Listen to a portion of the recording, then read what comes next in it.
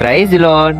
22nd August. இன்னைக்கு ஏசப்பா உங்களை பார்த்து சொல்றது என்னவென்றால், முடிவு. நிச்சயமாகவே முடிவு உண்டு, உன் நம்பிக்கை வீண் போகாது என்று நீதிமொழிகள் 23:18 சொல்லப்பட்டிருக்கு. ஏதோ ஒரு விஷயத்துல திரும்ப திரும்ப விழுந்துட்டே இருக்கீங்களா? இல்ல ஏதோ ஒரு பிரச்சனை உங்களை அடிமைப்படுத்தி வச்சிருக்கா? கடன் பிரச்சனையா இருக்கலாம், வியாதியா இருக்கலாம், எதனா ஒரு பாவமா கூட இருக்கலாம். ஆனா ஏசப்பா இன்னைக்கு உங்களை பார்த்து சொல்றாரு, முடிவு உண்டு.